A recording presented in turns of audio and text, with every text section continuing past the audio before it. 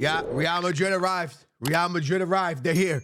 Xabi Alonso's Real Madrid has arrived, and they are here, and the talking stops here. This team is real. This team is serious. This team is a good team. This team plays ball.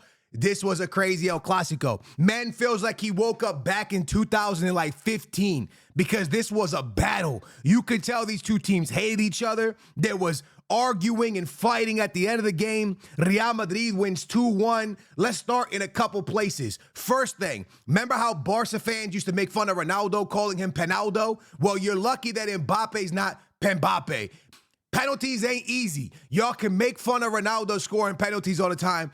It is hard. It is difficult. It's even more difficult in an El Clasico. It's even more difficult in a game where that many people are watching. And Mbappé, unfortunately, couldn't put a penalty away in this game. If it was Ronaldo, he would have sliced that thing into the back of the net, and this game would have been 3-1. Regardless, let's start back where we need to start, back in the beginning. Mbappe's the best player in the world. And for all of y'all that said, hey, Skills, for if Mbappé lands Madrid, and y'all trolled me for a year, just trolling me, sending me the clip. What if now I take the clip and send it to every single Barca fan that sent me that? But I'm not, because I'm not that guy. I'm not going to rub it in people's face and come back at them. I'm going to leave it where it was and tell you like this. That goal that he scores that's offside by inches, and honestly, I hate the dang rule. I'm going to keep it real with you. I know everyone's going to say, Skills, VAR, if you're offside, you're offside. Bro, if you're offside by 2 centimeters or 3 centimeters, bro, that should not be offside, bro. That's ridiculous, bro. 2-3 centimeters, you realize you can't, like, if the human eye can't see it, it should not be offside.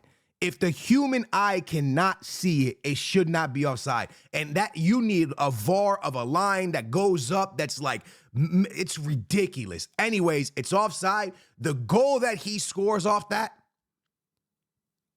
I don't know what else to tell you.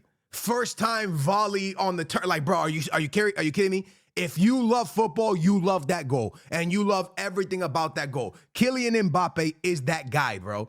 Is LAMINE Yamal going to be a best player in the world at some point? Yes, I do think LAMINE Yamal is going to win a Ballon d'Or at some point. Today, he was extremely humbled. Today, he got humbled. Like, today, Carvajal, at the end of the game, took that crown and took it away from him. Because today, my man got humbled. And I think all Barcelona fans would agree with me when I say that today just wasn't the greatest LAMINE Yamal performance and the greatest Barcelona performance. And I know a lot of people are going to turn to me and say, hey, Skills, man, if we had Rafinha, this game's different. If we had this person, this game's different. If we had that person, this game's different. If we have this is different. This is that, that's different. This is different. That's different. This is different. I turn to you and I tell you, no excuses.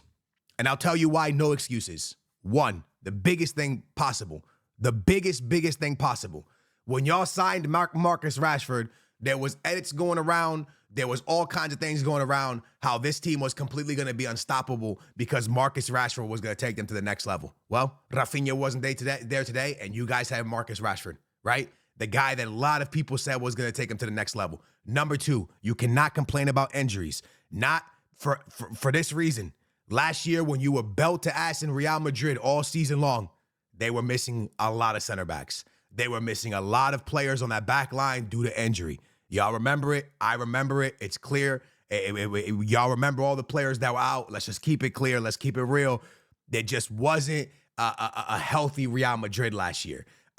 So you can't really turn to injuries and bring up injuries because what happened to y'all this year is what happened to Real Madrid last year. If I'm being honest, Real Madrid lost more players last year than Barca has lost this year. So you can't use that one as an excuse neither. All right. So let's get the excuses parts out of the way.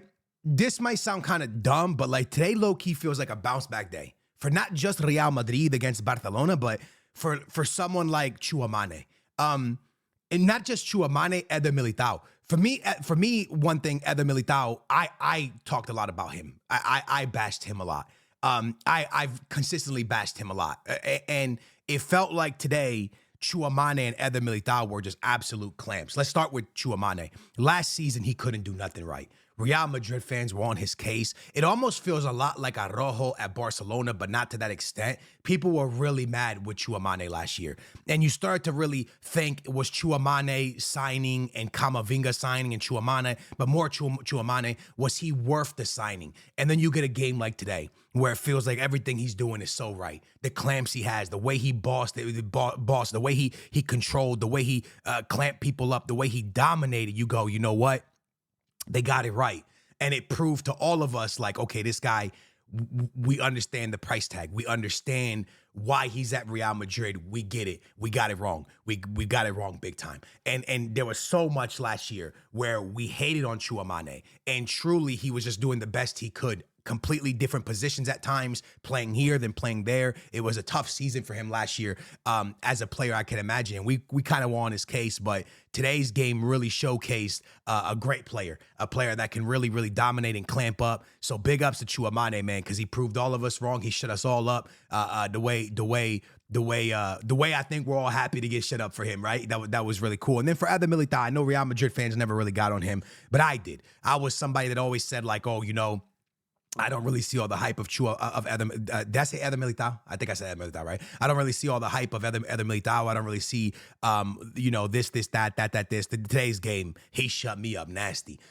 Great game from him. Great performance from him. Was a leader on that back line. Played it really well. Real dominant performance. So again, today felt like a day of just comebacks for Real Madrid, right? The Mbappé being able to stay on side, Tchouaméni being able to clamp up, Eder Militao clamping up.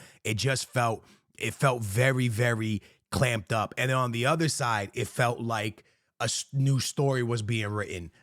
Lopez just felt like he was, we praised him so much coming up to this game, but the way he was able to be felt like the only positive for them in the front. It felt like the only person attacking and really being able to do something crazy was Lopez. And you really got to take your hat off, because I think this is a breakout season for him, man. I think Barcelona fans, as bad as, I know you're feeling right now with losing to Real Madrid and being 5 points behind Real Madrid, you got to look at him and say, wow, man, like we really might have something here going forward. With Pedri being so young, LAMINE Yamal being so young, Torres being so young, Lopez being so young. Did I say Torres? I hope I said Lopez. Lopez being so young. You guys are in such a great place, man. You guys have such a bright future because y'all continue to bring in these young guys that are able to really, really just be phenomenal football players, man. Unbelievable football players. And Lopez showed today in the biggest of biggest games. I mean, there won't be a bigger game for him unless it's a semifinals of a Champions League or a final of a Champions League. El Clásicos are really as big as it gets, view-wise, fan-wise, noise-wise. This is the biggest of the biggest, man. This game is huge. And he was able to really perform and be really their only bright star going forward, their only bright spot going forward. So hats off to him for stepping into that role, dominating that role, and being a real positive spot in Barcelona's loss today, man, because that was important. He was very, very good, and he continues to be very, very good this season. By the way, there was so many like goals, offside goals, and this and that. Like, bro, we talked about it, and we'll continue to talk about it. Allowing Martinez to leave the Barcelona building was Barcelona's biggest mistake in the beginning of the season, because this defense did not improve. And I said it when they signed Marcus Rashford. Marcus Rashford's a cool signing. All right, cool. Is this something? I did not think Barcelona needed them. I think Barcelona needed a defense. I think Barcelona needed to upgrade that defense and get better on defense, because I looked at that team when they signed Marcus Rashford, and I thought to myself, can this team win the Champions League? Because La Liga is important to Barcelona, but also getting to a Champions League final is extremely important. And I looked at this team and I thought to myself, can this team make it to a Champions League final? And I thought their defense was a little bit too weak. And today against Real Madrid, and a very, very powerful Real Madrid, in my opinion, it showed that this defense has massive, massive holes. Yes, Barcelona is still a massive, awesome team at passing the ball, holding the ball, rotating the ball, dominating games. They have Pedri, bro. It's always going to be that way. Pedri is that guy, bro. Pedri's going to help dominate a game against anyone, whether it's against Real Madrid, against this person, against that person. It doesn't really matter who it's against. The big thing about it here, and I'm glad I brought up Pedri, is because now you lost 3 points to Real Madrid, and going into the next game, you do not have Pedri, because Pedri got a red card, right? So that's huge. So now all of a sudden, if Rafinha is not back, now you don't have Pedri as well going into the next game. So the next game, The next game for me is just as important, if not more important than El Clasico, because you can't lose points again. This game felt like an old school El Clasico. The battle, the fans, the screaming in the stadium, the emotion of the game, even the celebrations when players scored. It felt like a ginormous game. And it was a ginormous game. I know a lot of y'all want me to speak on LAMINE Yamal, and he went on IG and he posted himself with the Real Madrid fans in the back, and a lot of people were saying it's very egotistical, very this and that. LAMINE Yamal, after he beat France, I think it was, in that Euro final, he said, they talk too much, boom, boom, boom. He said all kinds of stuff. No one batted an eyelid at that. If Ronaldo would have done these things, he would have been absolutely destroyed in the media. People would have called him how cocky he is, how much of a arrogant player he is. Boom, boom, boom, boom, this, boom, boom, boom, boom, that. They would have said a bunch of stuff about him. The difference is Ronaldo backed himself up in every single game. LAMINE Yamal today, the performance just wasn't, it wasn't what we expect from LAMINE Yamal. Saying the things you say and do, the way you kind of move, you got to back yourself up every single game. Otherwise, you leave an opportunity for you to be humbled. And today, you get humbled, because no matter how you look at it, no matter how much we think you played good or you did this or you did that or you were this or you were that, at the end of the day, again, it's your fourth game against Carvajal, against Guedes, and Guedes gets out of there without you doing too much. When you look at the Benfica games last year, the 3 Benfica games, LAMINE Yamal, I think he got an assist maybe against Benfica, but I don't remember him scoring. And he played well against us, but Guedes did all right to contain him. And again, tonight, it doesn't matter what you did. You walk out of there pretty much getting contained by Guedes. So you got to show us more if you're going to put all that stuff. And that's why at the end of the game, Carvajal goes, oh, you talk too much. And this whole kind of like fight starts, which we're used to between Real Madrid and Barcelona. This is what it used to be. This is what it should be. This is what it is. It's a battle. And they get in each other's faces. They go back and forth. The everything's high. Everybody's going crazy about it. And I love it, to be honest with you. I think it shows both teams care. I think it shows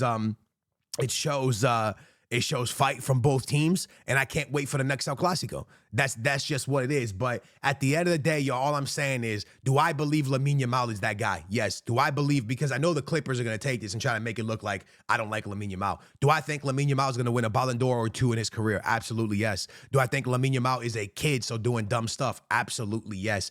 There's 2 things. Again, LAMINE Yamal is still one of my favorite players. Could be my favorite player in world football, if I'm being honest with you. But you got to be a little bit more humble off the field, bro. You got to be a little bit more humble off the field, because when things like this happen, it gives a big window for people to talk bad about you. Now, on to Xabi Alonso and Flick. Flick's red card last night or last game affected this match. I don't care what nobody says. It affected this match in a massive way. When they were down 2-1, when they were down, they didn't have their coach to look to. There was no coach on the sideline to help you. And when you looked at the sideline, you saw Xabi Alonso was into it, bro. Screaming into the plays, into the game, into the goals. He was there with his boys going to battle, right? He was on that sideline. He was doing his thing with his boys. So for me, it's not that Barcelona just lost today. It's the losing of the head from Flick, from Pedri, from consistent red cards now. Now all of a sudden, Flick's back next week, I believe, but now Pedri's not there next week. You're already missing Rafinha. It feels a little bit this year like Barcelona is taking a page out of Real Madrid's book last year, where it just feels like they're hurting themselves at time. And I think today was that. Today was a little bit of Barcelona inflicting their own wounds on them. You know what I'm saying? And the biggest thing that we talked about was if Mbappé could keep himself on side, that Real Madrid was going to win this game. I chose Barcelona to win the game 3-2. I said I felt that they were going to win because Real Madrid has to prove to me they can beat this team. And today, Real Madrid proved to me they could beat this team because Mbappé could stay on side. Vinny off the counter was insane. I mean, this team literally could have scored a minute into the game. A minute into the game. a minute and 30 seconds of the game, if Vinicius Jr., I think it was Vinny, if he knocks that ball forward a little bit, I think Jude, I think it was, or maybe Mbappe could have just ran onto it and they could have scored in the first play of the game, like the first minute, which is insane because it was just there's such a big gap back there that if you can hold your line, you could put up a lot of goals against this Barcelona team. And today, Mbappe was able to hold his line, and Jude Bellingham was able to flick that ball in after that crazy crossing, by the way. And they were able to do it. And I don't want to end this video without talking about Lopez because, again, Lopez has been on fire this year. He scores for Barcelona. I literally said in the video a couple days ago that if they were to win, that Lopez would have to be Barcelona's best player and really perform well. I think he got that goal. He tried, you know what I'm saying, but he was important in this game. And then I told you guys, you know, when I made the Madrid, it would come down to Mbappe being able to stay on side and Courtois being able to make saves. And I mean, GG's. You know what I'm saying? If Mbappe could stay on side, I told you I felt that they would win the game. They did stay on side, and they were able to win the game. So big ups to Real Madrid, man. They're cooking. Again, in my opinion, Mbappe is the best player in the world. I think today proves it. I think y'all can continue to make fun of me about if Mbappe lands, but y'all only send me that clip when they win, when they lose. Y'all won't send me that clip today. That clip won't come my way today. I won't see that clip online today. But I promise you, if next week they lose to someone like, I don't know, Valencia or Celta Vigo, y'all are gonna be blowing me up. But today, no. Today the clip stays in bed. But if they lose, the clip is coming out. Hey, man, I hope y'all enjoyed it. Sorry for posting so late. Real Madrid's 5 points now. 5, right? 22, 23, 24, 25. Yeah. 3, 4, 5, 6, 7. Yeah. 5. Let me do a little quick math, bro. 5 points for Real Madrid. 2 games. It ain't over.